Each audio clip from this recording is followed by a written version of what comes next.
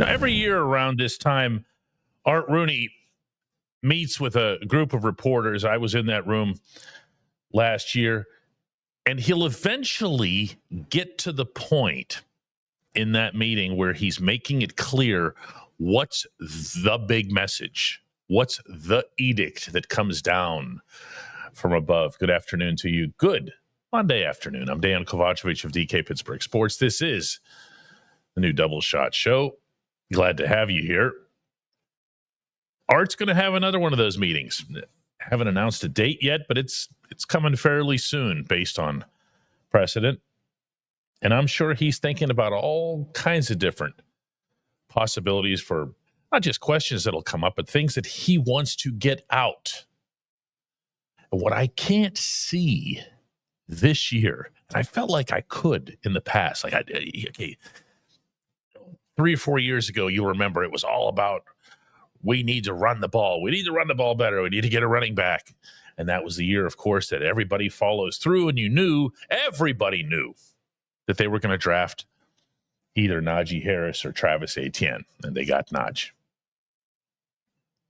He also had other times where, like last year, for example, I think it was understood that it was just going to be need to start winning in the playoffs, need to start winning playoff games or whatever. Okay, that was the headline that emerged from that one. This one, I can't even think about what the possibilities are and think about what the common subject is, meaning in the public. And he doesn't have to address the public. He's the owner of the franchise. We aren't. But if he wanted to go at the elephant in the room, what he'd bring up is accountability and what accountability looks like and for whom that accountability applies. And how does he do that without sounding like he's dropping some sort of ultimatum bomb on Mike Tomlin's head? See what I mean? If he's going to be taken seriously as the owner of this franchise, certainly anywhere near as seriously as his father, the late, great Dan Rooney, at some point or other, he's going to have to put some kind of hammer down. He's never done it. Dan did. Dan did it on more than one occasion, not just the famous, telling everybody they needed to draft Ben Roethlisberger thing. He did it quite a bit. Wasn't shy about it, wasn't apologetic about it, didn't feel like he was overstepping his bounds.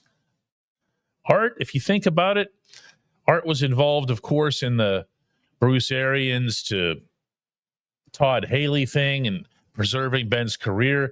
We can all debate how that went, except for the part that he did obviously help to extend Ben's career. But as far as like outright accountability goes, as far as saying, hey, this isn't good enough, that's not happened yet. And I'm having a hard time figuring out what Art would say to everybody that would override that as a theme. Let's say, here, I'll just pull one out of the hat here. We need to get more players who are, more disciplined and less like George Pickens. He obviously wouldn't single out George by name. But we need to get more of a Steelers way type of thing. No one's going to want to hear that on any front. What they do want to hear is that if you fail, and if you fail repeatedly and emphatically and in full view of everyone, there's going to be repercussions. You're going to lose your job, or there's at least a threat of losing your job. I mean, here we are. It's Monday, the 20th of January. The Steelers haven't played a football game for 9 days. The team that eliminated them has now been eliminated. And they've yet to make a single move. A single move. Are they waiting to clear that with Art? Are they waiting to have more meetings with Omar Khan and Andy Weidel? I don't know that. I just know that they haven't made a single move. Accountability has to be the thing. When we come back, we're talking with Chris Halleck. At DK Pittsburgh Sports, we take pride in coverage that connects our city's fans to their favorite teams. Now, that connection's stronger than ever. Introducing our all-new state-of-the-art app. Find expert inside reporting and original podcasts. Check live box scores. Track the latest stats. Chat it up with our community of thousands of fans, all in one place. The new app from DK Pittsburgh Sports. Coverage that connects.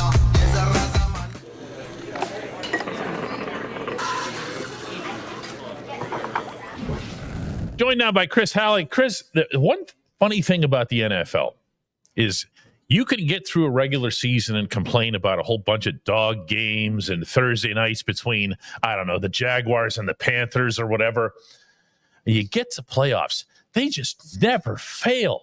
How is that? How is it that this weekend, each one of these things delivered, including the games that maybe the final score that wouldn't have looked like it, wouldn't have reflected that these were airtight back and forth games, most of them coming down to the last possession?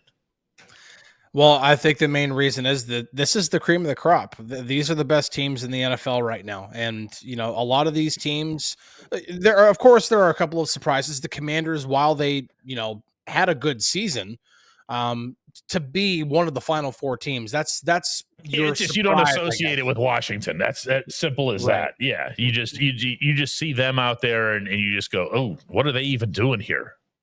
Right. But then you look in the AFC, it's pretty much every time we talk about the best teams in the AFC, I mean, all season long, we would always say Chiefs, Bills. Mm-hmm. I mean, not only is that the AFC Championship, but if there was a third team outside of the time where the Ravens were giving up all kinds of explosive plays, they were the third team, especially once they figured out those issues. And so it's no wonder why the Chiefs, I mean, it wasn't a blowout or anything like that, but I mean, they beat the Texans, even though the Texans, they put up a good fight. They did. But it was more like, okay, we kind of know the Chiefs are going to win this game, but that game on Sunday night between the Bills and the Ravens, that almost felt like a second AFC championship almost, because those were it's going to be, okay, it's going to be one of those two teams facing Patrick Mahomes, and it delivered. It was a great football game. Now, and the same thing could be said on the NFC side. I don't think anybody saw the Lions losing to the Commanders. I also don't think too many people, or not enough people, were paying attention to Detroit's injured list. I mean, they were losing. It wasn't just a number of guys. They had 11 guys end up on IR. It's that they had really important guys. You know, Aiden Hutchinson. These. You know, the stars who were on that list. I don't know how that wouldn't come back to bite you. Yeah, it's that's just one of the situations. And that's why I think when the Steelers were going into the playoffs, the one thing they did have going for them was their health, because who knows what team you might go up against who are in the Lions predicament where they are as banged up as they were. But I mean, I still want to give all the credit to Jaden Daniels and the Commanders. Jaden Daniels is having an all-time rookie season, actually joined Ben Roethlisberger for most wins by a rookie in one season. That's counting obviously regular season and postseason, but still, it's a really cool story to see the Commanders not be the team that's gone the longest without getting to the NFC Championship. It's a cool story. It's always good when the playoffs has one of those. Yes, because agreed. Because now you kind of have an underdog. Obviously, the Eagles have kind of been there all season, but now you have a division rival who's going to give them everything that they got with an all-time great rookie quarterback. And then obviously on the AFC side, it's going to be Mahomes and Allen, probably the two best quarterbacks in the league. I know you love Jaden Daniels. We talked about him when we were down there in Landover when the Steelers beat them. But my guy on that team, the one I want the entire NFL to be paying attention to, is Terry McLaurin. Oh, yeah. I mean, I remember when McLaurin's name was coming up as, here's a possible guy the Steelers could get because, you know, Washington stinks and they would be looking to move on from him and whatever else. Wow, no. No. I mean, you want to talk about what a franchise changer that would have been, presuming that ever had any teeth to it. It's funny, though, also to me, how there are people who did see this coming. even though it was Washington. And yes, I know Dan Snyder's not there anymore and they changed everything. I get that. We, as Jerry Seinfeld once joked, we root for laundry. We can also overemphasize the laundry aspect of it. If you put good people in any situation, they're going to win.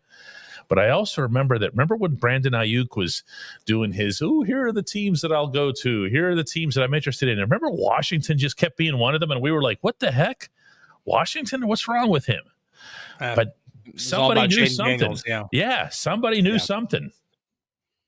Oh, yeah. I mean, well, Ayuk he loves Jaden Daniels. Like he wanted to be paired with him. If he was going to be somewhere else, I think ultimately, if we can try to time travel back to that, if he would have really had his pick, if he was going to be traded, he would have been traded to Washington so he could be with Jaden Daniels. But I don't think Washington was going to be willing to fork over the stuff, which is why the Steelers ended up being the front runner in that regard. But it's a great situation. And I just go back to, I continue to harp on the importance of the quarterback position because it is the most important position in all sports. This is what getting a quarterback can do for a franchise. I mean, he's a rookie quarterback. We saw that last year in Houston with CJ Stroud. He took Houston to a level that nobody thought. I mean, they had a new coach.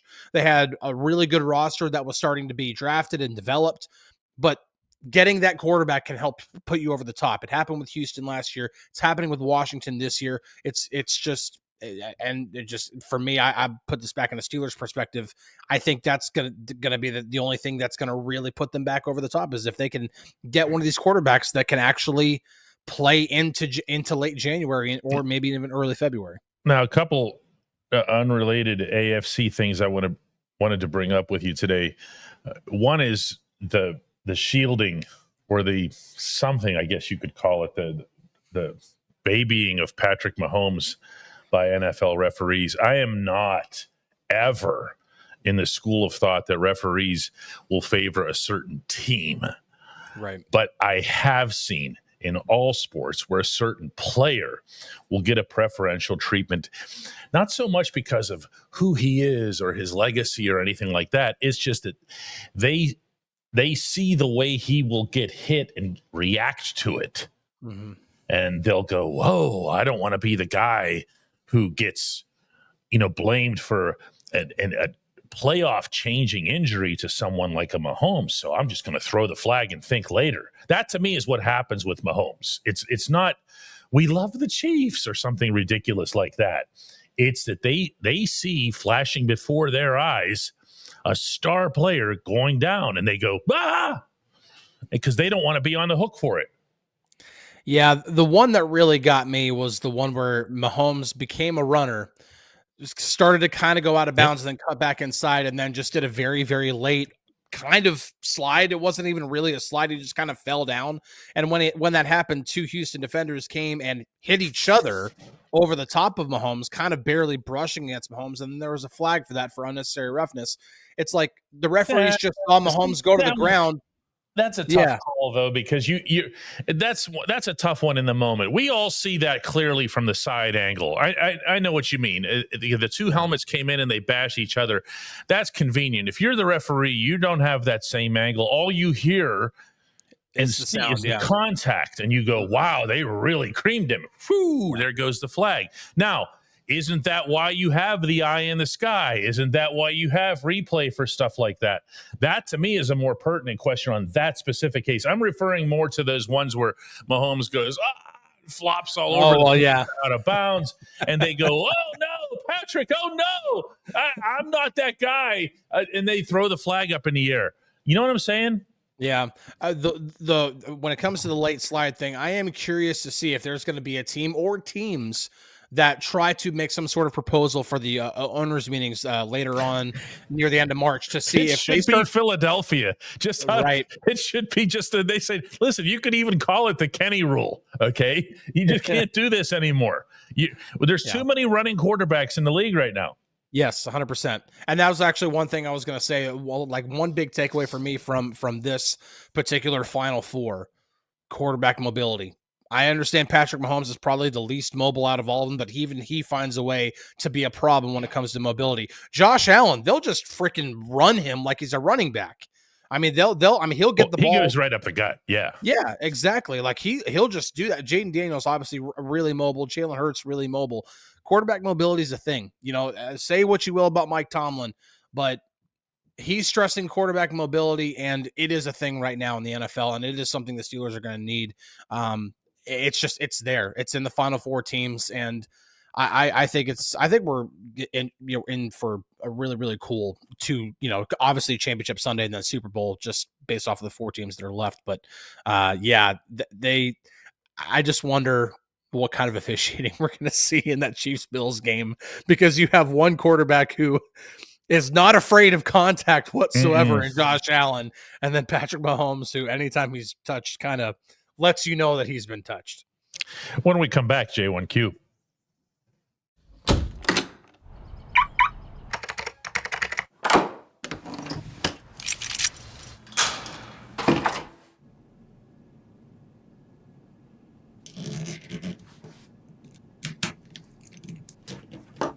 Safety is a habit. Gun safety and responsible storage are no different. Help prevent gun accidents, misuse, and theft. Keep firearms safe and secure when not in use. For safe storage options, visit projectchildsafe.org.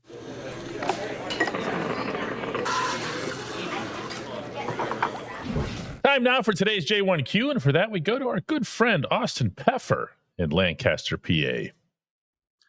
DK, the Pef is pretty sick right now. But if Patrick Queen could go out there under the condition he was last week, I think I could spare a little bit of time for just one question. With that being said, I'm in the camp of wanting to bring back Justin Fields, and I know Arthur Smith, he really wanted to roll with Justin Fields. However, if Arthur Smith ends up getting a head coaching job elsewhere, would that affect us bringing Fields back next season, or would we possibly look for a new offensive coordinator to cater to Fields? What do you think? Well, the early indication, first off, I hope you feel better, the Pef. The early indications are that Smith isn't going to get either of these 2 jobs. His life is probably going to be at least a little bit better for it, because we're talking about the Bears and the Jets here.